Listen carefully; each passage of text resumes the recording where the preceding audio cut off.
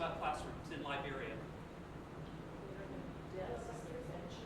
Kids are on benches sometimes. That's the lucky ones, right? The first classroom we went to, there were just stones on the floor, but dark. Very dark, very hard to see. Very small windows, yeah, not much light. Very few resources. Here are the kids. Uniforms, everybody wears uniforms. Of course, that's a colonial historic point. Notice that these are not overcrowded classrooms. In fact, one of the problems in Liberia is convincing parents to send their kids to school, because there's been a 20-year gap where nobody attended school. Other things I noticed, for example, is that the strategy for families about educating their children was very interesting, because not everybody could afford to send their children to school. So if I had 6 kids, I would send the first child until that child had a few skills that would be useful, and then I would take that child out of school and send the next child. And I also probably have a herd of goats that need to be taken care of. So one of my children is sent to the mountains with the goats to make sure they're taken care of. And when I have somebody else to replace that child as a shepherd, I bring him back in school and put him into school. So there's a very interesting sort of dynamic of who goes to school, when they go to school. I would have in my primary classrooms 20-year-old boys sitting with 5-year-old and 6-year-old children, because the 20-year-old had been herding goats most of the first part of his life, and he was coming back to learn to read. So there's definitely sort of a value to education, but it always costs money until recently. So one of the big victories of the Global Partnership in Education was to convince the African Union to commit to free primary education. So now every member of the African Union, which is all of sub-Saharan Africa, makes sure that primary education is free to children. So it's no longer tuition-based. And even though tuition was never expensive, even $10 a year was a lot of money to people who are selling oranges in a market. So about 4 years ago, I was called to Washington to work on 2 projects. One, they were to develop small assessments of children's early literacy and early numeracy development. So in other words, we wanted to know, the idea was, we wanted to be able to take to countries, to their ministries, Ministry of Education, an assessment of early literacy and early mathematics development. And we wanted them to tell us who to test, and then we wanted to have policy conversations with them. In many countries, including Liberia, they have a very rigorous curriculum. It's not what to teach that's the problem, it's how to teach it, right? Because they don't have books, they have untrained teachers. So we wanted to begin to have these policy questions. What we found when we got these assessments out to the countries was shocking. I'll just give you 2 examples. In Mali, on the northwest side of Africa, which has recently gone through its own military coup and is having some issues, we tested all kids in 8th grade. Now mind you, they're 8th grade and they've been in school consistently. We tested them in French, which is the language of instruction, and in their native tongue. 85% of children were illiterate. And when I say illiterate, they were unable to read what we would expect in the United States for a first grader to read. So basic words in text. In Liberia, we tested 19 through 30-year-olds, so young adults, and we tested 4, 5, and 6-year-olds. The data were indistinguishable. We couldn't tell who was who. If we mixed the data together, we wouldn't be able to tell if the child was 24 or 4, right? Because no one has had instruction, no teaching. And we weren't going into these countries and saying, you need to test every child. We just wanted a policy question, a conversation. We wanted to talk to people about what was happening in schools, because they were thinking everything was fine. Kids are going to school in Mali, they must be learning something. You know, they were just going through the motions. And just a couple of other examples. In that village I showed you with those schools, we asked the principal about textbooks. And he said, oh yeah, we have textbooks, because the country believes the textbooks are available. They were all in the principal's office locked up. Yeah. because they're afraid if they give them to the kids, what will happen? They'll lose them, they'll use them, they'll lose them, and we won't be able to get more. So there's this kind of inherent fear that they won't be able to replace them. And so a lot of challenges. In Liberia, where I've been working most recently, teachers are some of the highest paid people in city government, or in the country government. They get about $60 a month, US. They use US dollars as their currency, so they get $60 US a month. And sometimes they get paid routinely. I mean, there's particularly up country, it's sometimes hard to get the currency to the teachers, but finding educated teachers is a challenge. That's part of the issue. So let me talk a little bit about mathematics and what we're doing, and then I'll stop and kind of open it up for general questions. One thing we know about mathematics is that there's kind of a general understanding that if you're going to be part of a global economy, you have to know something about mathematics. You have to know something about fractional equivalence of things. You have to understand currency. You've got to be able to. There are some people who would advocate not teaching traditional curriculum to developing countries, but rather teaching an entrepreneurial curriculum. How do you build a business? But regardless of which direction you go, you have to have some mathematical understanding in order to be savvy about those kinds of things, to calculate percentages, whatever it happens to be. How many of you are? BRAC is one of those groups that goes into the poorest communities and often encourages an entrepreneurial curriculum. In other words, rather than teaching traditional social studies and literature, they would teach kids how to start and build a business, right? Because they believe that's the future for them. I'm really sort of agnostic about that. I think if you can get a foothold there and build, but you still have to learn how to read, and you still have to learn how to do mathematics. These are kind of fundamental. Secondly, we know, at least in the United States and Western Europe, that early mathematics knowledge predicts school success better than anything else. Better than early reading. If you can count and you can understand what it means to add things, it's a better predictor of school outcomes. Now, what does early numeracy look like? Because that's what these countries often ask us. I've now done this in Liberia, Zambia, Kenya, and we have a big project in Malawi.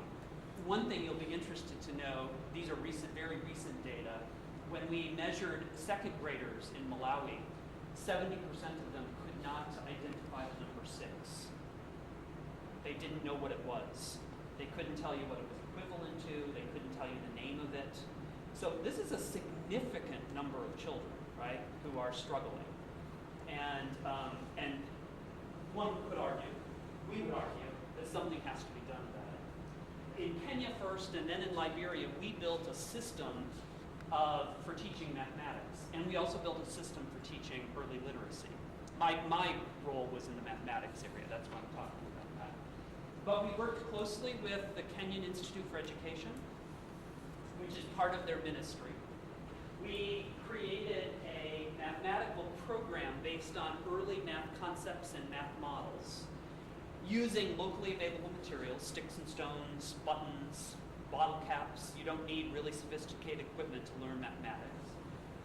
We focused on vocabulary development because one of the serious problems in low-income communities in the United States as well as overseas is language development. Everything we learn as human beings is about language and about vocabulary. You have to have language to attach to things you're learning. And then we wanted them to build fluency. So like everything else, if you're a knitter or you spend time even driving, we develop a fluency with it, right? And the whole point of fluency is you want to be able to do all of the basics so that your brain is released to think about big things. So this is why it's important to be able to count quickly, to add quickly, to think about proportional reasoning relatively quickly, and not have to go back to the basics every time you do something like this. We wanted to give teachers in Kenya and Liberia tools. Because imagine, in the United States, if you told a teacher, you have to teach 180 days a year, and you get nothing to work with. Create everything yourself. What would happen? They would quit. I guarantee you they would quit. Would you do that to a surgeon? Would you say, go in and do this heart operation? By the way, create all your own tools before you go in. It's kind of ludicrous, isn't it? Yeah, build your own scalpel, right? Create all your own anesthetic kind of. I'm being somewhat facetious, but we don't do that, do we?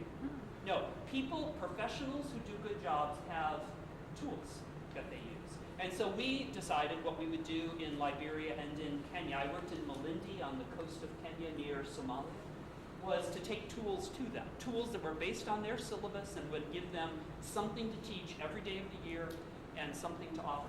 So we created sort of structures, I won't go into great detail, but lesson plans that were built on it gave them how much time to teach, what step-by-step instructions. This is what you say first, this is what you say next. This is what you should ask children to do. So very kind of clear, and they're very routine, so almost like a recipe. So by week 3, you'll know what the steps are, and you just have to change the content to go along with it. What resources you would need, and very specific kinds of details so they could go out and collect them. Or in most cases, the Liberian teachers told us, well, we'll have the kids collect those because they're very good at that, right? They can go find those things at home. Student worksheets. Now this is completely novel to kids in Liberia. They never had anything to take home, to practice, to extend what they were learning in school to a longer period. So they would typically go to school for 3 or 4 hours a day and then they were done, often 4 days a week. So you can see the challenge of actually teaching. If you've got limited time, 0 resources, dark rooms, no pencils. So we are trying to kind of build some of those tools and put in place some things. So basic tasks that kids would practice at home and would kind of get increasingly sophisticated over time. And then some kind of a formative assessment. That means every few weeks the teacher would give children a chance to show them what they learned. And then if necessary, they would do what? Reteach things, right? If they didn't learn a concept, we'd go back and reteach. So that was our job. That was what we've done. We've worked up for the last 3 years building this. We went a year ago, last August, to do our first training of teachers.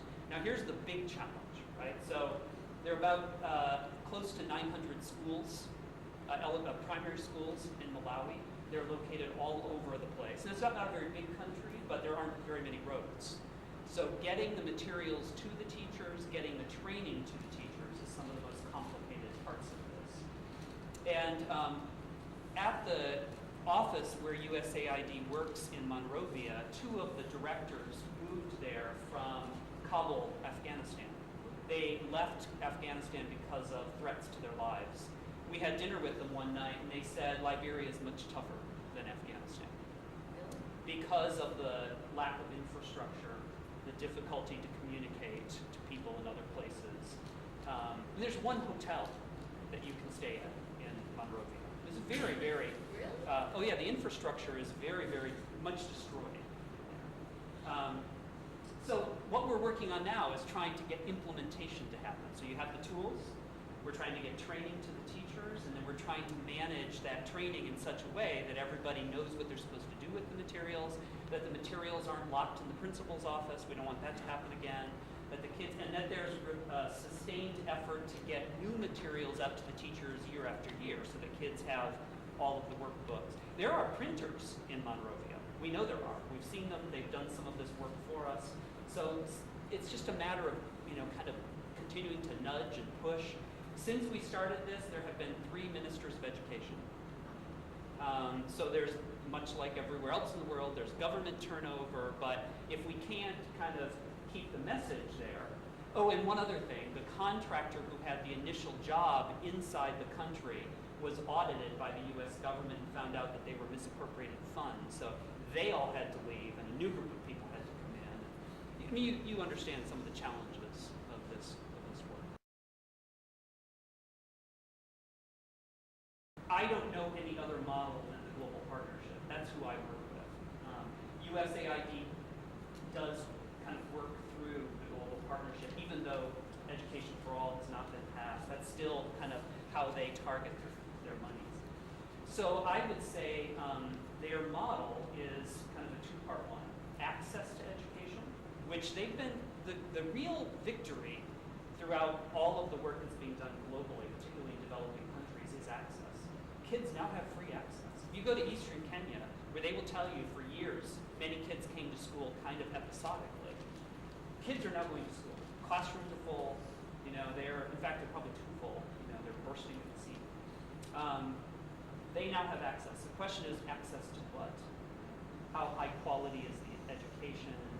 And that's the second part, I think, of the global partnership is getting higher quality teaching, and that's, I think, the hard part, because as an organization that calls itself results, right? There is a science to teaching. That there's an art to teaching, but there's also a science to teaching. We know what the secret sauce is to teaching early literacy. There's not a question about it. We know exactly everything you need, with few exceptions. There's very little to work out there. Similarly, in early numeracy, we know all of the pieces of that. There's been a lot of investment in research in these areas. The question is, how do we get people